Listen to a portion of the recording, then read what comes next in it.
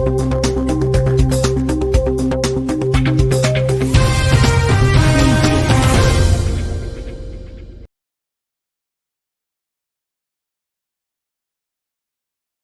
खड़े हैं। हाँ। कौन से ऐसे मुद्दे हैं और क्या प्राथमिकता होगी? सबसे पहले तो अभी कुछ 2-3 जगहों पे हम लोगों ने एक मीटिंग किया। उन लोगों की सबसे बड़ी समस्या यही थी कि जैसे कि रोड नाली तो है, इनके अलावा उन लोगों ने सबसे पहले बोला कि जब भी यहाँ के चीज़ों के लिए हम लोगों ने समस्याओं को लेके गए, वृद्धा पेंशन या कुछ सारे चीज़ें हैं जो सरकार की जो एक मिनिमम योजनाएँ होती है, चाहे वृद्धा आवास है, इन सारे चीज़ों को लेकर के उन लोगों को परेशानी होती है और जगह दूर होने के कारण वो लोग आ नहीं पाते समय पे, तो वो सब चीज़ों को लेके है ही परेशानी। और उन लोगों का कहना था कि जो प्राथमिक चिकित्सा उन लोगों की यहाँ वार्डों में नहीं है, मैंने जैसे कि बहुत बड़ा एरिया है वार्ड 50, तो उसकी वजह से प्राथमिक जो चिकित्सा है उन लोगों को प्रदान नहीं किया जाता था। तो जिसकी वजह से उन लोगों का सबसे पहले उन्हीं समस्याओं को ध्यान में रखा जाएगा, ताकि आने वाले समय में ये जो समस्याएं हैं उनको सबसे पहला प्राथमिकता दी जाएगी। और इसके अलावा उन्होंने कहा कि यहाँ के रोजगार जो कि एक हमारे एरिया में ही इतना बड़ा एरिया में नेशनल लेवल का जो एयरपोर्ट है, उन पर स्थानीय लोगों का रोजगार मिलना चाहिए उनकी योग्यता के अनुसार। किसी कारणों से उन पे हम लोग पहल करेंगे, ताकि कोशिश रहेगी हमेशा कि उन लोगों की यहाँ के जो भी लोग हैं, स्थानीय लोग हैं, उन लोगों को, मूल निवासी उन लोगों को योग्यता के अनुसार उनको रोजगार मिले, ताकि वो लोग अपने जीवन यापन के लिए यहाँ वहाँ ना भटक करके इन्हीं अपने घरों के सामने उन लोगों को रोजगार मिल सके। यहाँ पर देखा जाए तो विस्थापन जो है बहुत बड़ा मुद्दा है। हाँ, इसको लेके आप क्या कुछ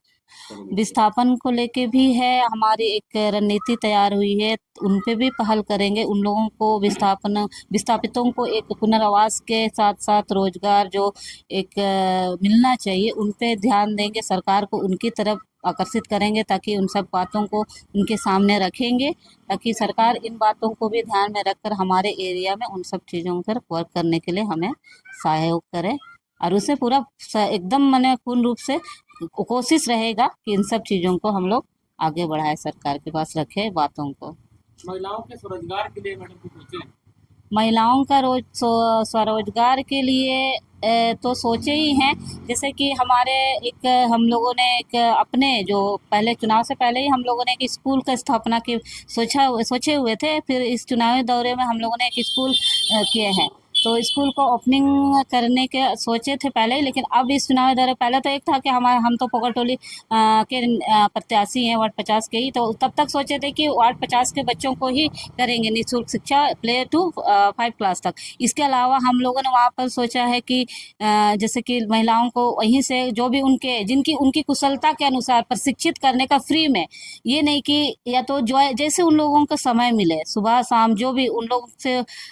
बात करके जो उन लोगों को समय सुनिश्चित करेंगे, उसी अनुसार उन लोगों को ट्रेनर रखा जाए, ताकि वो घर से ही उन सब चीज़ों को एक बार हम लोग ट्रेनिंग देंगे, तब ना वो घर से ही अब उन सब चीज़ों को फिर एक बाजार भी देने का कोशिश करेंगे, ताकि वो जो भी प्रोडक्ट तैयार करे जिस भी फील्ड में जिनकी जो उनकी कुशलता है, तो उन सब चीज़ों को बाजार देने का भी पूरा प्रयास करेंगे, ताकि ये नहीं कि हम सीख गए और घर में मेरा ये कल वेस्टेज हो गया, ऐसा नहीं होना चाहिए। ताकि वो सब अगर वो चीज़ें कुशलता के साथ वो लोग करते हैं, तो उन सब चीज़ों को लोगों को बाजार दे सके, ताकि उनको एक पैसा जो अपना कमाई रोजगार उसी से कर सके। घर के महिलाओं का ऐसा है कि वो घर के अपना रोजगार के साथ साथ घर को भी देखना होता है, तो ऐसा कुछ भी ताकि वो अपना घर में ही रहकर रोजगार पा सके, ये हमारे दिमाग में है। तो स्कूल के साथ साथ वो भी हमारे मन में है, जो आज हम कह रहे हैं वो करेंगे उस तरह से। वार्ड 50 की जनता से क्या कुछ निवेदन आप करिएगा?